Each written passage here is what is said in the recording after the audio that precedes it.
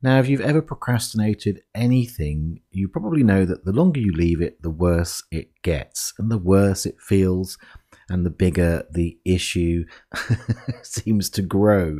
Now, we do this in our personal development, in transformation, and there's ways of thinking and ideas that we get in our mind that can be a real hindrance to actually going ahead with making the changes that you long for.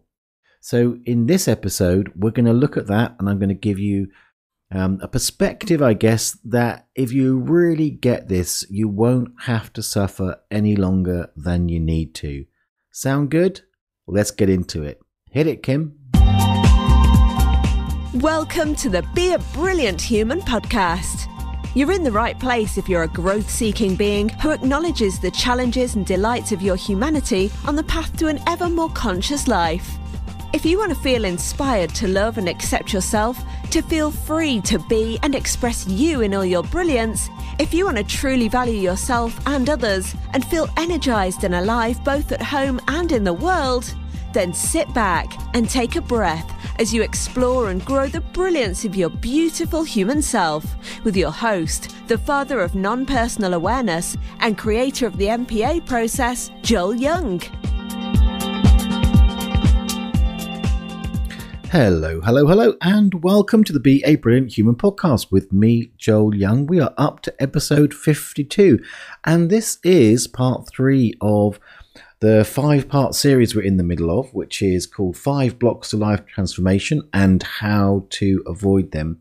And today we're talking about avoiding short-term pain, and having long-term pain instead.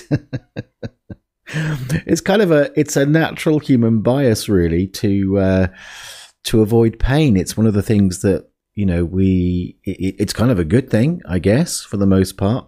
But when it comes to your transformational path, it can be one of the biggest blocks to actually doing those things you need to do, looking at the stuff, because we have a story in our minds that's normally so much worse than reality, about the disruption or the pain you're going to feel if you dive into, whatever the course is, or whether it's doing process work or just facing the stuff that's going on.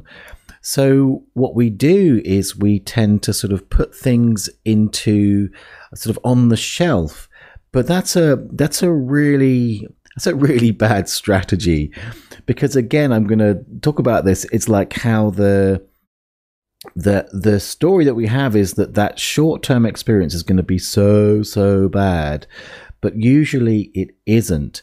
So, I mean, I noticed this. So recently, if you've been listening to this podcast for a while, and by the way, hello if you're brand new, it's good to have you here. And if you're back, thanks for coming back and all that lovely stuff.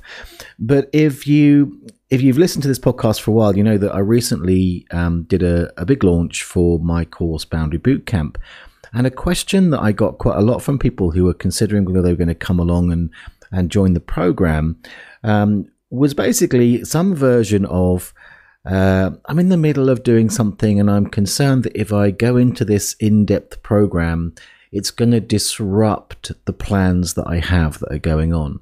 Now, if you think about that, what are the consequences of that? If someone has like serious boundary issues, then that's going to be impacting every part of their life.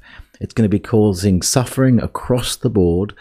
And the idea that it may, by doing the work, there's going to be some kind of disruption, to me is a very false economy. Now, I get it.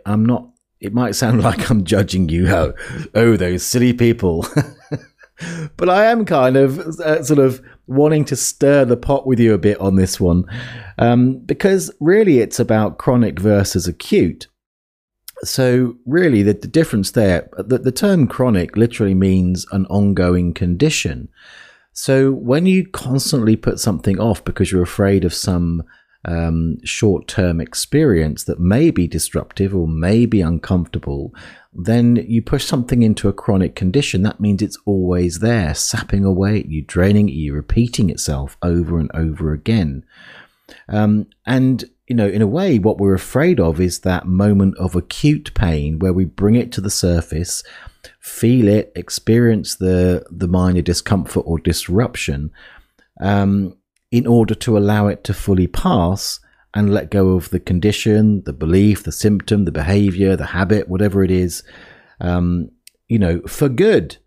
So we end up in this situation where we're living in this sort of long-term tolerance and long-term suffering. I've often said that, one of the big things that sort of is why I do what I do is to help people to avoid unnecessary suffering.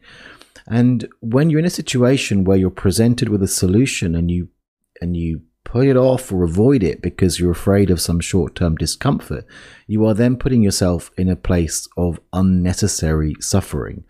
The only thing that really stops you is actually doing what it takes to deal with it and having to go through that disruption, through that pain. So I use an analogy for this, which is one of my favorite analogies for this kind of thing.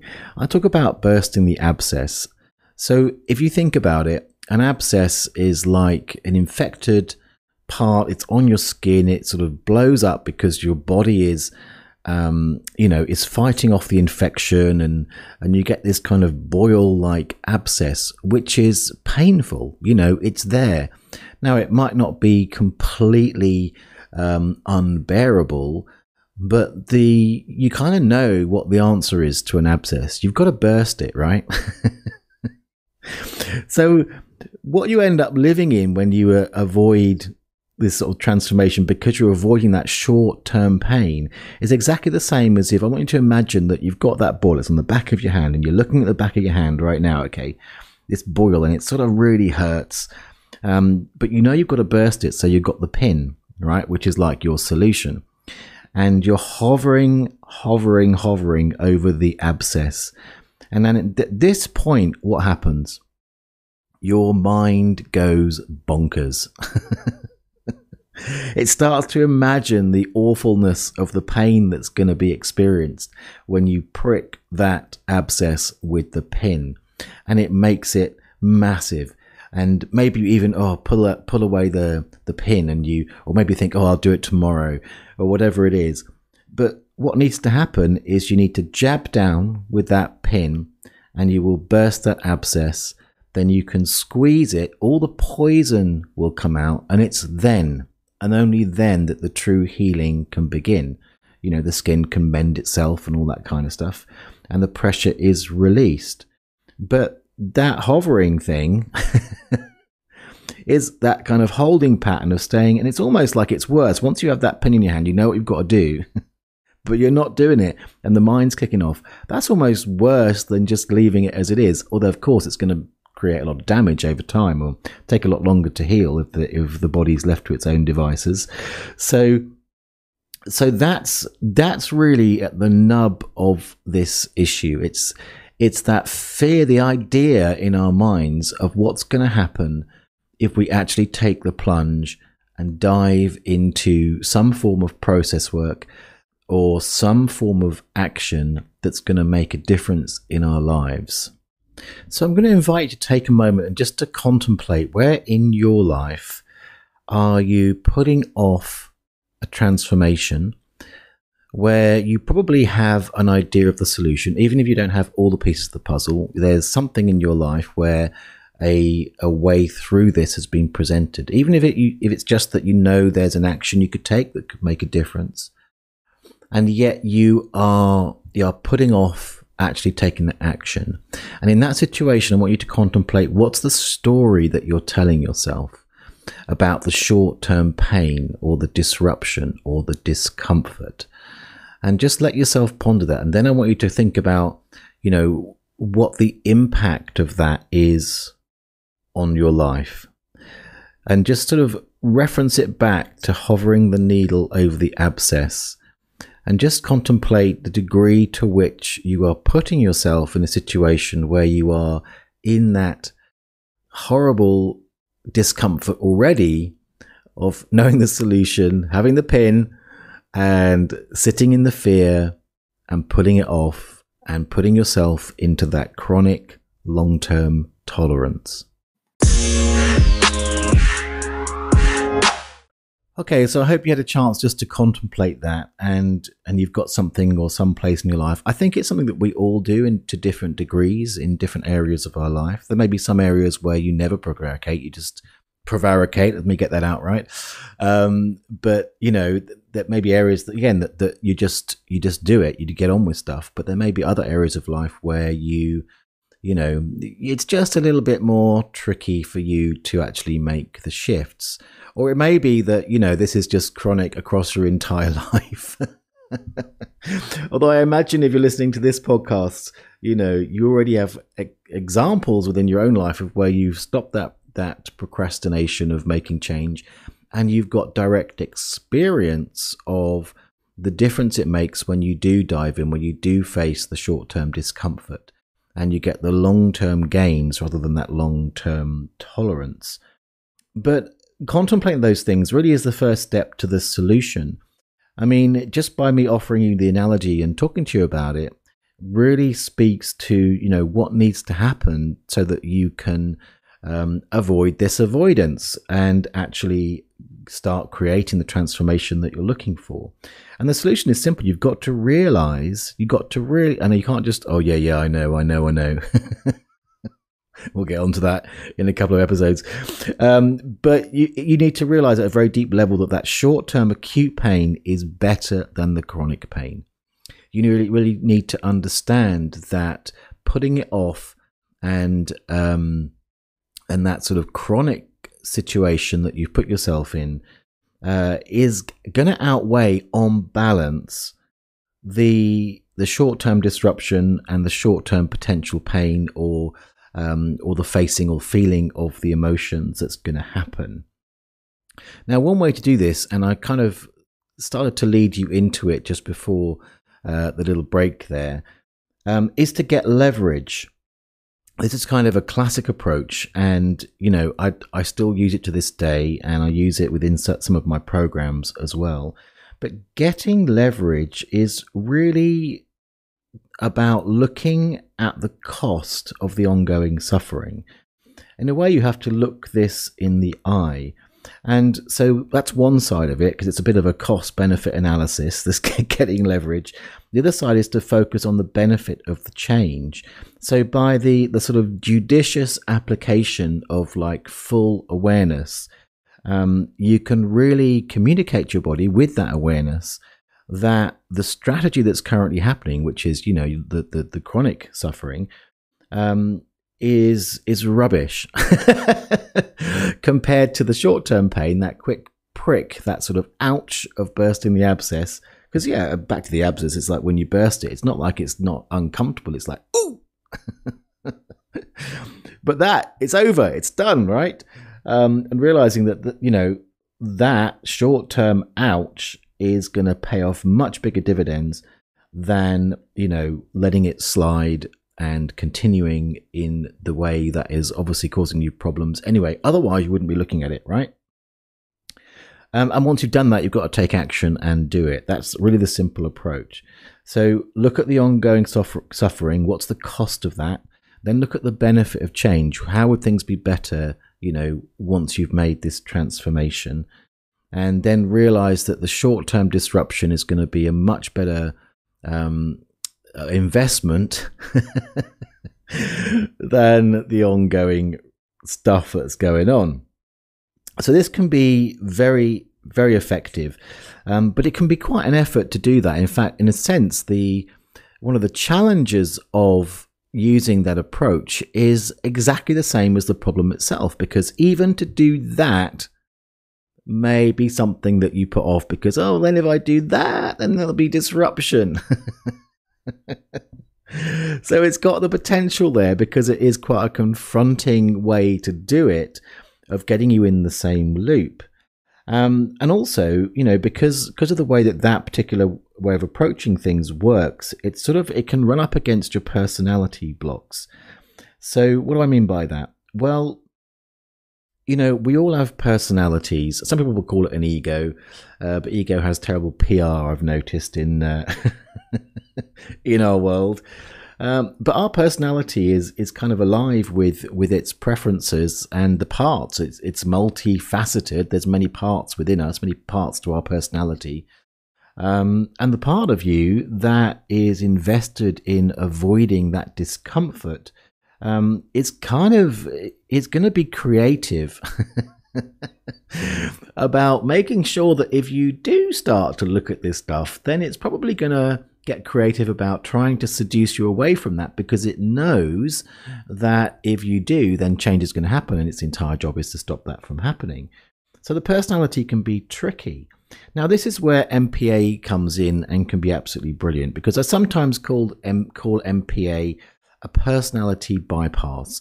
Now, I should say, if you're brand new to this podcast and you're thinking, MPA, what's that about? What's that about?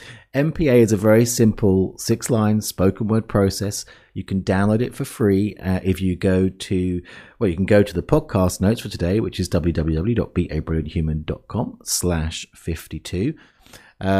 Or you can go to my general website, joelyoungmpa.com, or you can even, if this is easy to remember, go to MPA, that's November Papa Alpha, 4.me, MPA for me /MPA sheet, and you can download the sheet for free right now. But it's a simple way to let go of the yucky stuff, let in the yummy stuff. Ultimately, it's about not taking things personally. And this is where it becomes what I call that personality bypass, because it's fascinating. It's super simple, non-threatening, and it's also kind of non-logical in a way that means that those personality parts don't consider it a threat. So it's quite sneaky, really, if you think about it. And it's simple to do. So in a way, it allows you to go beyond that sort of mind personality resistance that's there. And then you can use it to either in terms of with the leverage, or just to do the work on whatever it is that's going on. And what happens, which is really funny, well, I find it funny, is the personality tends to catch up later. So you'll do the simple 6-line process. Things will shift, and then the personality goes, oh yeah, it's obvious. Yeah, I was responsible for that. I made that change. I did. Brilliant. So it's kind of innocuous in the way that it works, and in how the personality interacts with it, and it's unthreatening. So it catches those fears unawares. Really, is what happens. So you can use either of those approaches. I mean, the core of how to really overcome this fear of the sort of short-term discomfort is just to realize that it's a really unhelpful and potentially harming strategy. You can get leverage on yourself using the leverage process that I kind of outlined there, or you can use MPA. Now, how that would work is with MPA, and when you download the sheet, you'll be offered a training, which I recommend you get because it goes in depth. But just to give you a very brief thing here, the way MPA works is that you do what I call a spew. So you'll just write down your thoughts on a piece of paper, read them back, and notice what pops out of you. Put that in the process, which means there's a gap in 5 of those 6 lines, and you say the words out loud with whatever it is that's popped out to you in the gap, and just let it be.